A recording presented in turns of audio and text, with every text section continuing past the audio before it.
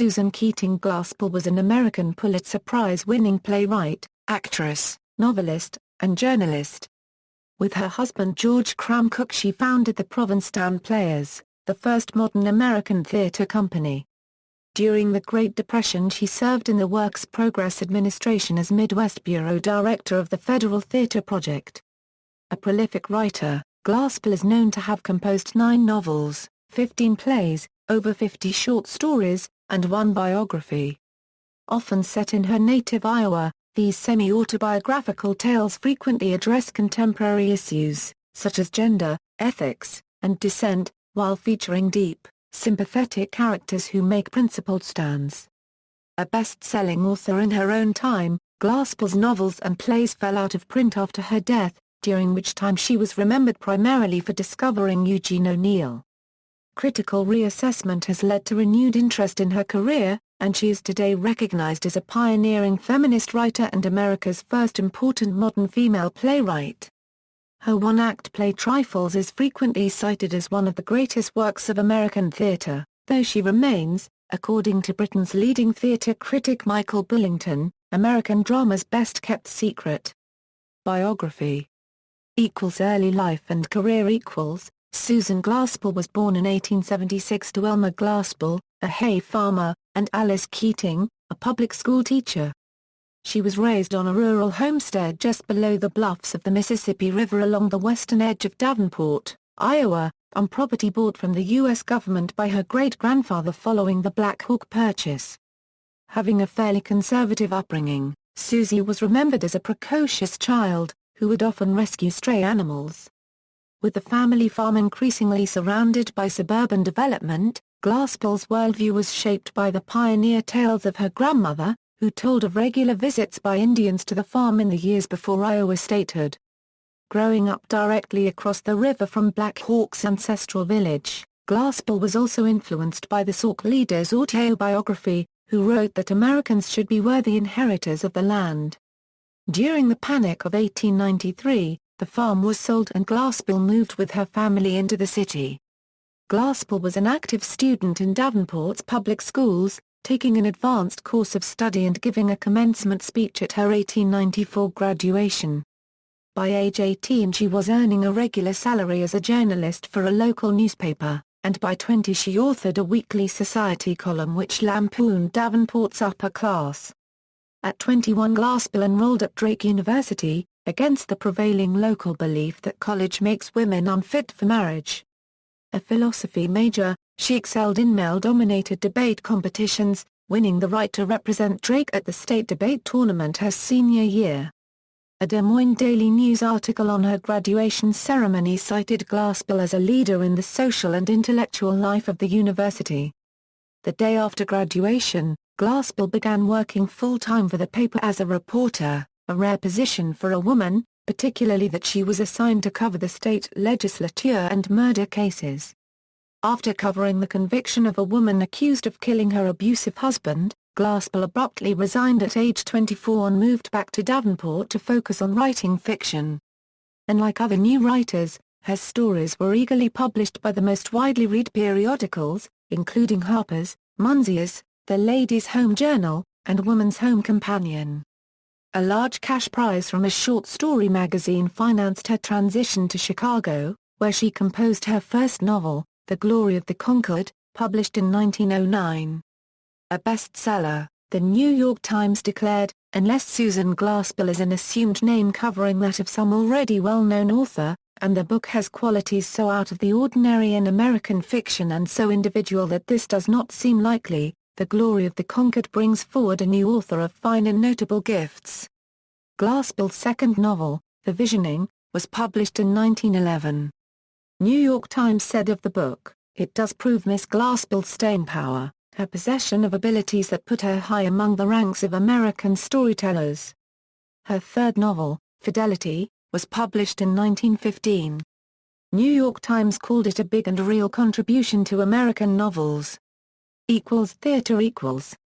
In Davenport Glaspell associated with other local writers to form the Davenport Group. Among them was George Cram Cook, a classics professor and farmer. Though he was already in his second, troubled marriage, Glaspell fell in love with him, and they wed in 1913.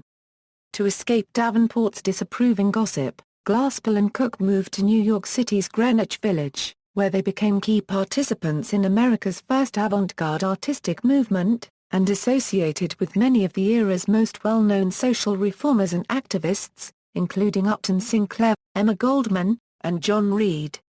Glaspell became a leading member of Heterodoxy, an early feminist debating group composed of the premier women's rights crusaders.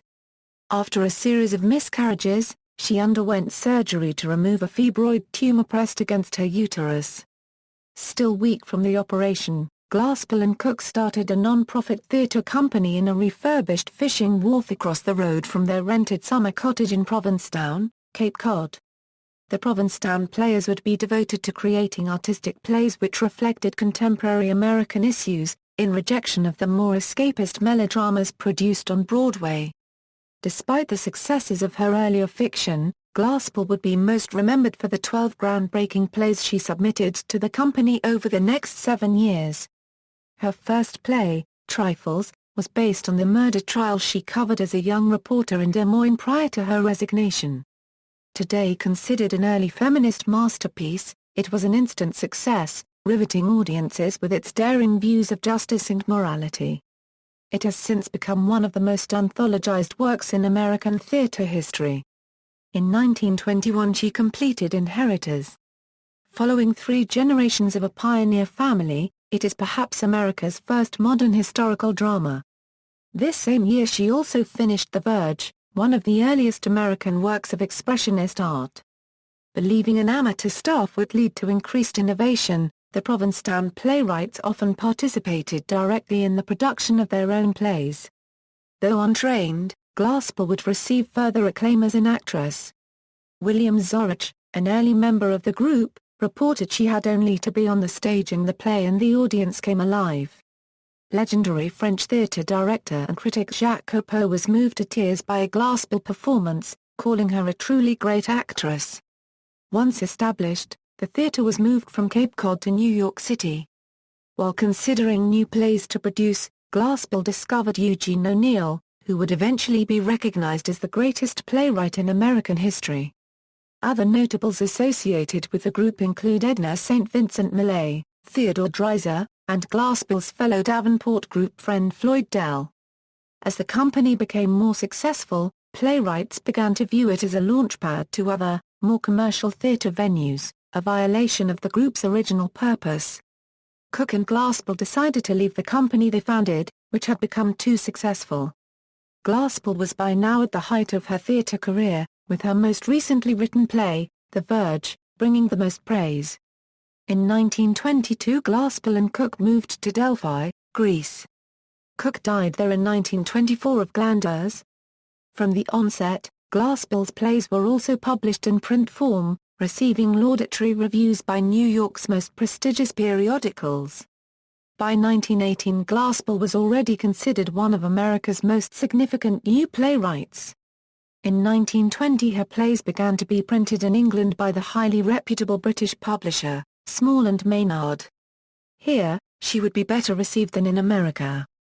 Hailed as a genius, English critics ranked her above O'Neill, and compared her favorably to the most important playwright since Shakespeare, Henrik Ibsen. To satisfy demand for Glaspell's writing, a British version of her novel Fidelity was published, going through 5 editions in 5 weeks. When Inheritors was produced for England in 1925, every leading newspaper and literary magazine published an extensive review, most unanimous in their praise. One enthusiastic reviewer claimed, "This play will live when Liverpool is a rubbish heap." However, the impact and critical success of Glaspell's theatre work did not translate into financial gain. In order to support herself and her husband during their years with the theatre, Glaspell continued to submit short stories to the top periodicals for publication. Literary scholars consider the stories from this period her finest, and it was during her time as a playwright that Glaspell also established herself as a central figure in the development of the modern American short story. Late career. Glaspell returned to Cape Cod after Cook's death, where she wrote a well-received biography and tribute to her late husband, The Road to the Temple. During the late 20s she was romantically involved with the younger writer Norman H. Matson. In this period she wrote 3 best-selling novels, which she considered personal favorites: Brooke Evans, Fugitive's Return, and Ambrose Holt and Family. She also wrote the play, Alison's House, for which she was awarded the Pulitzer Prize. In 1932 Glaspell's relationship with Matson ended after 8 years, and she fell into her first and only period of low productivity as she struggled with depression, alcoholism, and poor health. In 1936 Glaspell moved to Chicago after being appointed Midwest Bureau Director of the Federal Theater Project. Over the next few years she reconnected with siblings and regained control of her drinking and creativity. Glaspell returned to Cape Cod when her work for the Federal Theater Project was finished. The time she spent back in the Midwest influenced her work, and her last 3 novels increasingly focused on the region, on family life, and on theistic questions. They included The Morning Is Near Us, Norma Ash, and Judd Rankin's Daughter. Susan Glaspell died of viral pneumonia in Provincetown on July 28, 1948. Legacy: Glaspell was highly regarded in her time, and was well known as a Pulitzer Prize-winning playwright. Her short stories were regularly printed in the era's top periodicals, and her New York Times obituary states that she was one of the nation's most widely read novelists. However, Glaspell's idealistic tales of strong and independent female protagonists lost popularity in the post-war era of female domesticity, and her novels fell out of print after her death. Furthermore, in 1940 a new generation of influential Broadway-based critics began publishing derogatory reviews of her plays, having a sizable effect on her long-term standing. Exacerbating the issue was Glaspell's reluctance to seek publicity and her tendency to downplay her own accomplishments, perhaps a result of her modest Midwestern upbringing. Accordingly, in the United States her work was seriously neglected for many years. Internationally, she received some attention by scholars who were primarily interested in her more experimental work from the Provincetown years. In the late 1970s feminist critics began to re-evaluate Glaspell's career, and interest in her work has grown steadily ever since. Today, Glaspell's scholarship is a burgeoning field, with several book-length biographies and analyses of her writing being published by university presses in recent years. After a century of being out of print, a large portion of her work has recently seen republication. With major achievements in drama, novel, and short fiction, Glaspell is often cited as a prime example of an overlooked female writer deserving canonization. Perhaps the originator of modern American theater, Glaspell has been called the First Lady of American Drama, and the Mother of American Drama. In 2003 the International Susan Glaspell Society was founded, with the aim of promoting the recognition of Susan Glaspell as a major American dramatist and fiction writer.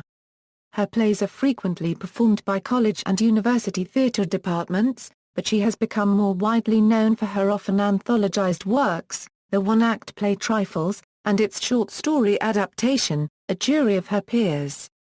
In the last 20 years these 2 items have become staples of theater and women's studies curricula across the United States and the world. Recent productions: New York, the Mint Theatre in New York City produced Alison's House in 1999 under the direction of Linda Ames Key. The Metropolitan Playhouse staged Inheritors in 2005. The production was directed by Yvonne Opffea Konabir. The Ontological Hysteric Incubator Arts Project put on 2 plays by Glaspell, The Verge in 2009 directed by Alice Reagan, and Trifles in 2010 directed by Brooke O'Hara and Brendan Connolly. In September 2015, celebrating the centenary of Provincetown Players, American Bard Theatre Company presented a 12-hour celebration featuring 10 of Glaspell's plays in a single day. London. In 1996 the Orange Tree Theatre in Richmond, London, began a long association with the plays of Susan Glaspell. As of 2013 the theatre has produced 3 of Glaspell's one-act plays and 5 of Glaspell's full-length plays, including the first-ever production of Glaspell's unpublished final play, Springs Eternal. In his 2008 program note for Inheritors, Orange Tree director Sam Walters wrote, in 1996, I felt we had rediscovered a really important writer. Now, whenever I talk to American students, which I do quite often, I try my Glaspell test. I simply ask them if they have heard of her, and almost always none of them have. Then I mention Trifles, and some realize they have heard of that much anthologized short play. So even in her own country she is shamefully neglected. And when I type Glaspell on my computer it always wants to change it to Gaskell. Works equals drama equals fiction equals novels equals other equals. Further reading, books, Bensvi, Linda. Susan Glaspell, Her Life and Times. Oxford University Press. Azeblo, Barbara. Susan Glaspell, A Critical Biography. University of North Carolina Press. Mikowski, Veronica A. Susan Glaspell's Century of American Women, A Critical Interpretation of Her Work. Oxford University Press. Bensvi, Linda ed. Susan Glaspell, Essays on Her Theatre and Fiction. Ann Arbor, University of Michigan Press. Gaynor, J. Ellen. Susan Glaspell in Context, American Theatre, Culture, and Politics, 1915-48. University of Michigan Press. Carpentier, Martha C. The Major Novels of Susan Glaspell. University Press of Florida. Critical Articles, Radovic, David. The Heartland of Susan Glaspell's Plays. Mid-America XXXVII, 81-94. References. External links, The International Susan Glaspell Society, Rediscovering a Playwright Lost to Time, Susan Glaspell Biographical Essay at Davenport Public Library, Susan Glaspell at the Internet Broadway Database, Works by Susan Glaspell at Project Gutenberg, Works by or about Susan Glaspell at Internet Archive, Works by Susan Glaspell at LibriVox, Trifles, a one-act play by Susan Glaspell, Alfred Hitchcock Presents, A Jury of Her Peers by Susan Glaspell, Panel Discussion on Trifles. A Jury of Her Peers, A Jury of Her Peers Excitement Study Guide, Glaspell's articles for Des Moines Daily News on the Hossack murder case, Persephone Books. Has republished 2 Glaspell novels. Fidelity, and Brooke Evans, 2 Glaspell portraits by Nicholas Murray. Photo number 1, photo number 2, Autobiography of Black Hawk, Susan Glaspell at the findargrave.com database.